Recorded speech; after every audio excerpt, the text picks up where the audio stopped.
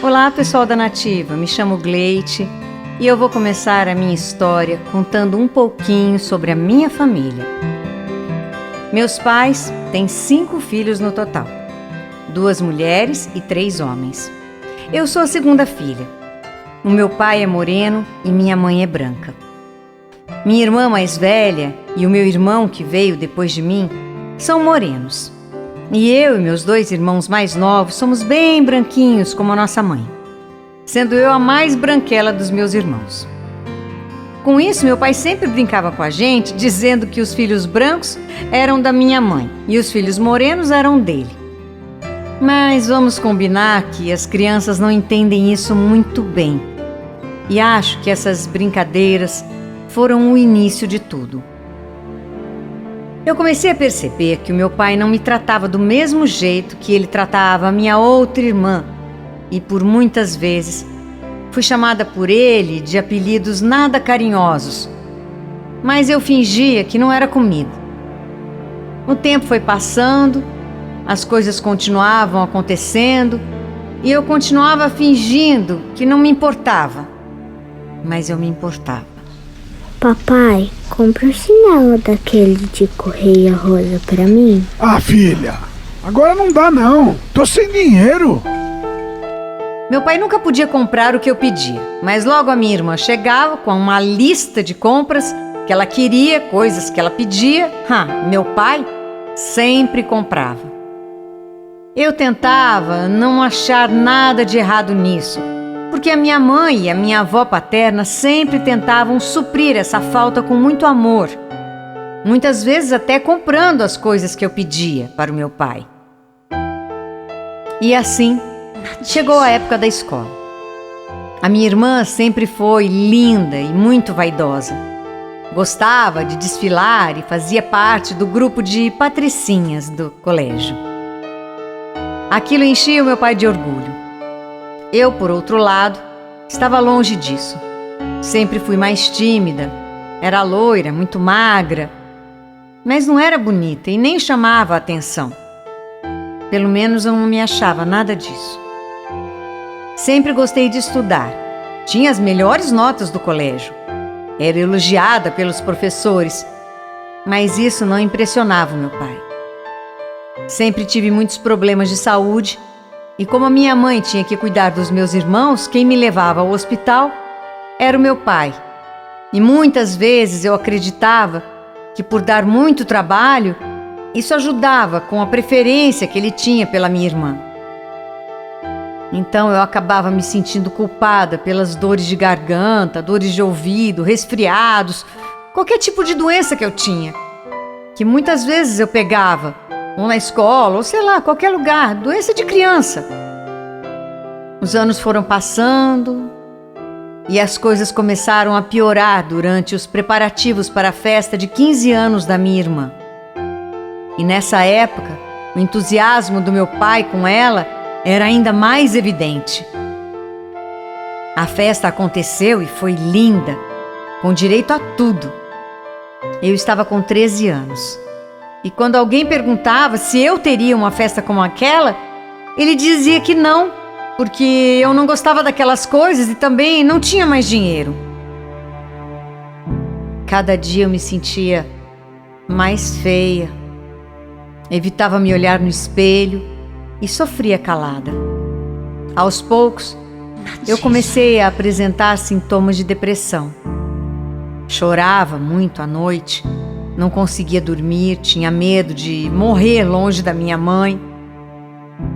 E precisei começar um tratamento com antidepressivos até. Aos 15 anos, eu realmente não tive a minha festa. Mas a minha avó fez questão de cantar os parabéns com um bolo surpresa. O meu primeiro bolo de aniversário. O meu pai não gostou muito. E uma coisa é você fingir que nada está acontecendo. Outra é quando todos percebem. Aí fica mais difícil. Além disso, o meu corpo já colocava para fora a expressão dos meus sentimentos de rejeição. Eu frequentei algumas psicólogas e, além disso, a minha proximidade com Deus me manteve firme e nunca permitiu que eu sentisse raiva do meu pai ou da minha irmã. Inclusive, uma das minhas psicólogas chegou a conversar com o meu pai. Olha, vamos deixar bem claro. A senhora vai me desculpar, mas eu não faço nada de errado. Sempre cuidei dos meus filhos do jeito que eu acredito ser a maneira mais certa, mais correta. O meu pai não percebia, mas eu continuava sendo comparada à minha irmã.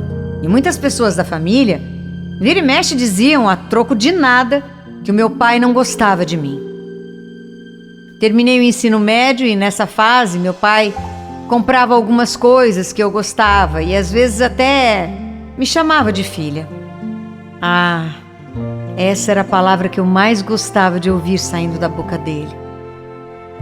Era quando eu me sentia um pouco melhor. Mudei de cidade, continuei estudando, trabalhando e também fiz terapia por lá. Comecei a namorar e acreditava ter encontrado o homem dos meus sonhos. Foram 6 anos de relacionamento em troca de migalhas de carinho, coisa que eu já era acostumada. Ele era estudante de engenharia elétrica, um bom rapaz, mas não gostava de me apresentar aos colegas e nem de tirar fotos comigo.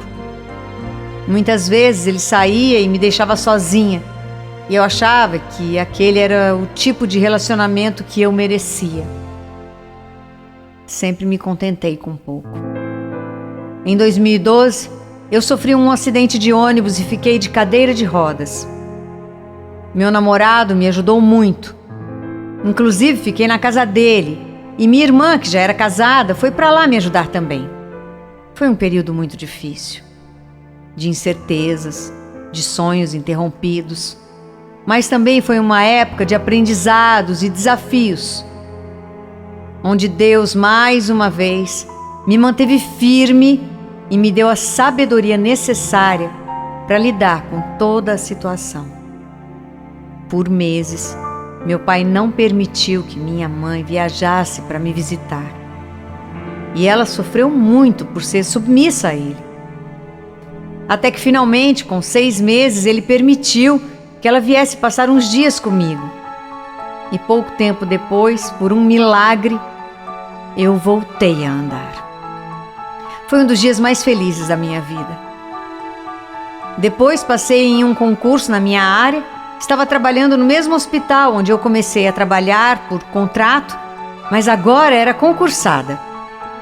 Em 2014, o meu namorado terminou comigo por mensagem. Oi, Gleite. Por favor, para de falar sobre casamento na família, porque eu não quero me casar com você. Se for com outra pessoa, tudo bem, mas, por favor, não pronuncie mais o meu nome. Estamos terminados. Bom dia. Foi horrível. De uma maneira que eu não esperava. Afinal, meses antes ele havia falado sobre casamento com meu pai. Eu não entendi. Foram palavras que me doeram demais. Mais uma vez eu me sentia culpada em busca do meu erro. Tivemos um namoro cristão e eu tinha planos de me entregar apenas depois do casamento. Mas ele começou a me pressionar e por eu não ter feito a vontade dele, ele terminou comigo. Confesso que não me arrependo da minha decisão e se tivesse me entregado, aí sim me arrependeria para o resto da vida. Tudo estava desmoronando. Por mais incrível que pareça, naquele momento, o meu pai e a minha irmã ficaram mais próximos de mim e me ligavam com frequência. Nesse tempo de término de namoro, eu sofri muito. Troquei de psicólogo e isso foi o que me ajudou. Comecei a perceber tudo o que passei durante a infância e a adolescência e descobri que eu só me sentia bem quando eu era elogiada pelo meu pai ou pela minha irmã. E como isso raramente acontecia, eu continuava sofrendo. Quando as pessoas me elogiavam, eu me sentia bem. mas bastava que a minha irmã falasse no mesmo dia que eu estava feia para que todos os elogios não fizessem mais sentido.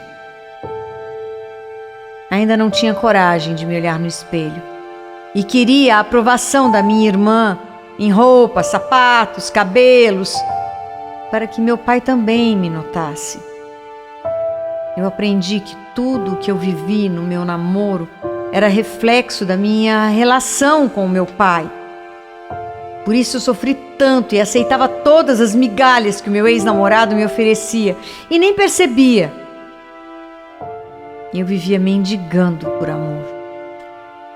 Não via as traições e tantas outras coisas que estavam ali na minha cara. E eu pude perceber que quando ele falava que eu não estava no nível dele porque ele era um engenheiro eletricista, percebi que eu não estava mesmo. Uma pessoa que pensa assim é de um nível muito baixo. Além da terapia, eu conversava muito com um amigo que sempre me deu força. E aos poucos, finalmente comecei a me enxergar de verdade. Mudei o meu estilo de vestir, sem a necessidade de agradar os outros. Tomei as rédeas da minha vida e comecei a me impor pela primeira vez aos 31 anos de idade, quando uma tia, irmã do meu pai, veio falar comigo. Engraçado, né, Cleide? O que, tia? Esse jeito do seu pai, eu juro que eu queria entender. Por que ele te trata com tanta indiferença? Eu tenho a impressão que ele te rejeita desde que a sua mãe ficou grávida de você. Ai, chega, tia, eu não quero mais ouvir nada sobre isso. Desculpa, viu?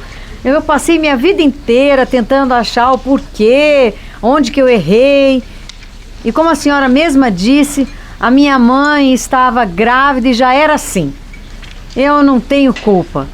A partir de agora eu quero viver minha vida em paz, sem sofrer tanto. Pra mim, ó, já deu essa história. Ela levou um susto com a minha reação, mas não falou mais nada. Graças a Deus estou conseguindo seguir em frente. E vocês acreditam que eu comecei a andar mesmo de cabeça erguida?